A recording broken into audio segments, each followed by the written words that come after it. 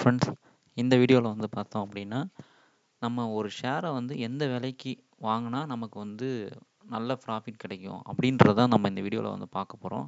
ஒரு கான்செப்டாக வந்து பார்த்தீங்க அப்படின்னா ஒரு லாஸ்ட் வீடியோவில் நான் வந்து எக்ஸ்பிளைன் பண்ணியிருப்பேன்.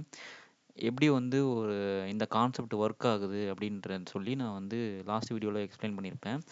ஸோ ஓகேவா? ஸோ இப்போ வந்து ஒரு எக்ஸாம்பிளுக்கு ஒரு ஷேர் எடுத்துக்கிறேன். ஸோ அந்த ஷேரை வச்சு நம்ம வந்து ஒரு இந்த விலைக்கு வாங்கினேன் அப்படின்னா என்னால் வந்து ஒரு 10% 12% வந்து ஃப்யூச்சரில் எனக்கு வந்து இயர் ஆன் இயர் எனக்கு இன்ட்ரெஸ்ட் கிடைக்கிற மாதிரி எனக்கு வந்து பண்ண முடியும் அப்படின்றது நம்ம இன்றைக்கே வந்து நம்ம கண்டுபிடிக்கலாம்.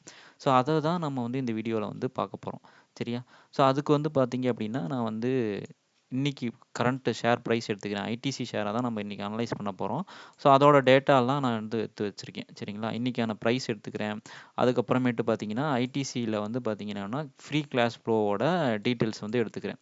ஸோ ஃப்ரீ கேஷ் ப்ரோ வந்து பார்த்தீங்கன்னா லாஸ்ட் 10 இயர்ஸாக வந்து பார்த்தீங்கன்னா இந்த டீட்டெயில்ஸ் வந்து நான் நெட்லேருந்து எடுத்துட்டேன்.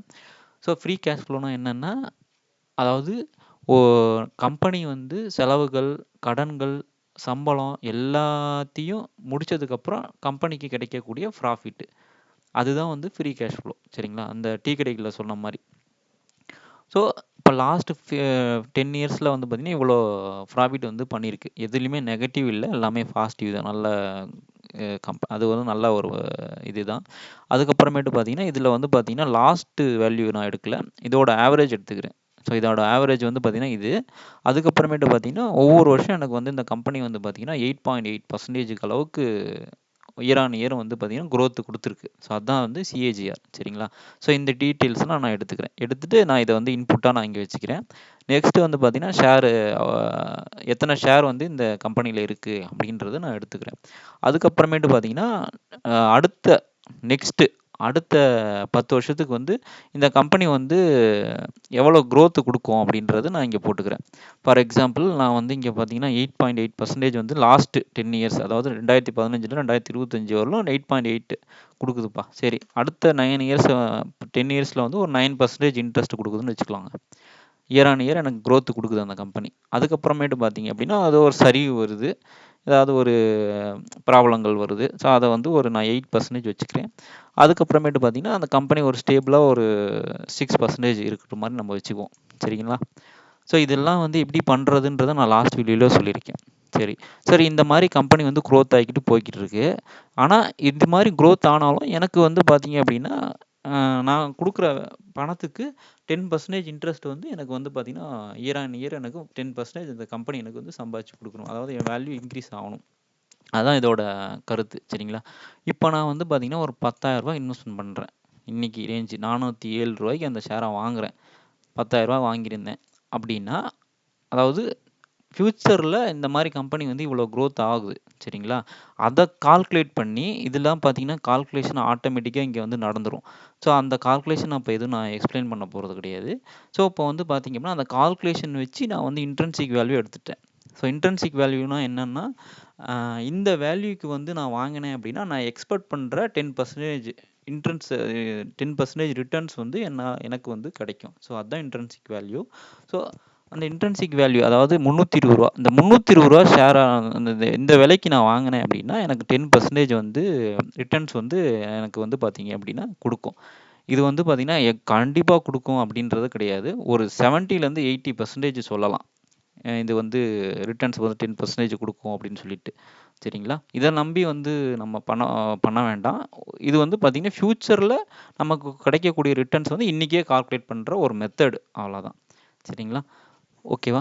இப்போ இந்த விலைக்கு நான் வாங்கினேன்னா தான் எனக்கு வந்து ஃப்யூச்சரில் 10% ரிட்டர்ன் கிடைக்கும். சரி, இப்போ எனக்கு ஷேர் வந்து பார்த்தீங்கன்னா ₹407 இருக்குது. இன்றைக்கி நான் இப்போ ₹407 கொடுத்து வாங்கினா எனக்கு ஃப்யூச்சரில் எப்படி ரிட்டர்ன்ஸ் கிடைக்கும் அப்படின்னா 7.89% தான் எனக்கு வந்து ரிட்டர்ன்ஸ் கிடைக்கும்.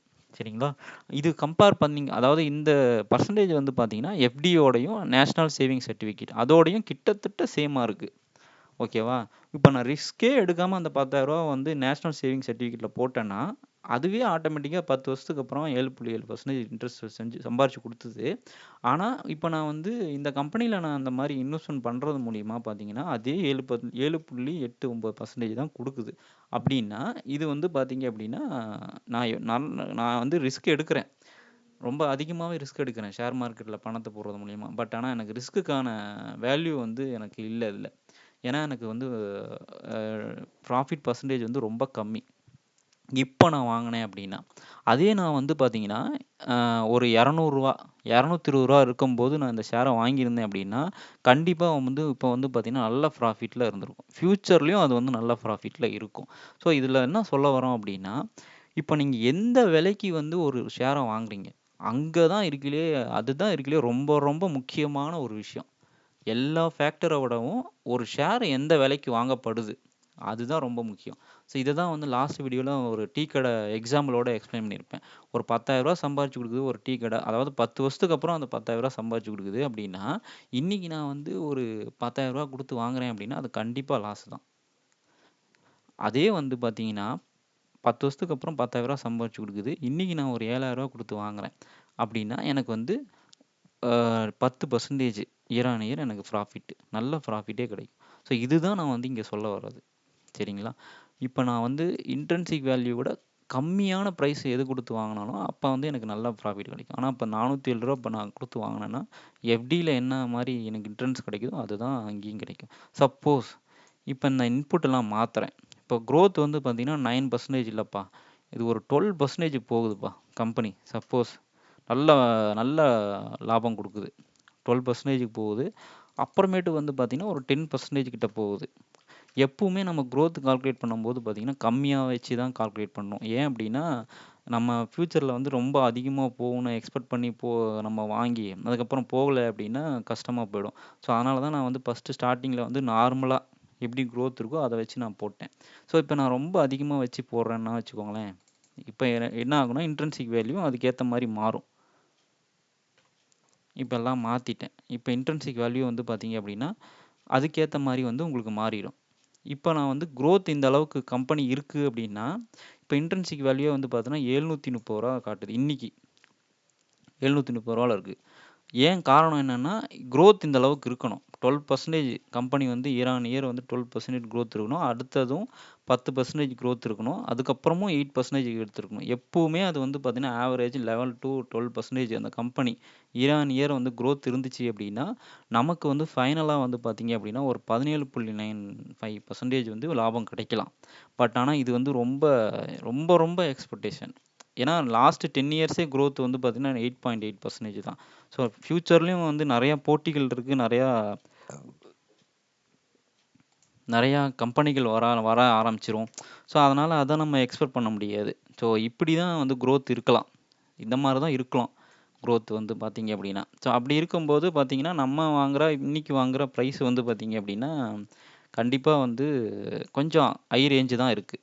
கொஞ்சம் ஹை லெவலில் தான் அந்த ப்ரைஸ் வந்து இருக்குது. 407 ஒரு 350 ஒரு 330 இருந்துச்சுன்னா நம்ம வந்து வாங்கலாம் தாராளமாக. ஸோ இது மாதிரி நீங்கள் வந்து உங்களுக்கு பிடிச்ச என்ன ஷேர் பிடிச்சோ அது வந்து நீங்கள் இது மாதிரி கால்குலேட் பண்ணி பார்க்குறது மூலிமா இன்றைக்கி வந்து மார்க்கெட்டில் அந்த ஷேர் வந்து சீப்பாக இருக்கா காஸ்ட்லியாக இருக்கா, நம்ம வாங்கினோன்னா ஃப்யூச்சரில் நம்ம கொஞ்சம் நல்லா சம்பாரித்து கொடுக்குமா அப்படின்றத பற்றி நம்ம ஒரு சிம்பிளாக வந்து அண்டர்ஸ்டாண்ட் பண்ணிவிட்டு அதுக்கப்புறம் நம்ம வந்து அந்த ஷேரை வந்து வாங்குறது மூலிமா நம்ம வந்து லாஸ் எதுவுமே மேக் பண்ணாமல் கொஞ்சம் ப்ராஃபிட் எடுத்துகிட்டு போகிற மாதிரி நமக்கு வந்து அமையும். சரிங்களா? இந்த வீடியோ உங்களுக்கு பிடிச்சிருந்தா நீங்கள் லைக் பண்ணுங்கள். வேறு ஏதாவது உங்களுக்கு டவுட்ஸ் இருக்குது அப்படின்னா கமெண்ட் பண்ணுங்கள். Thank you friends.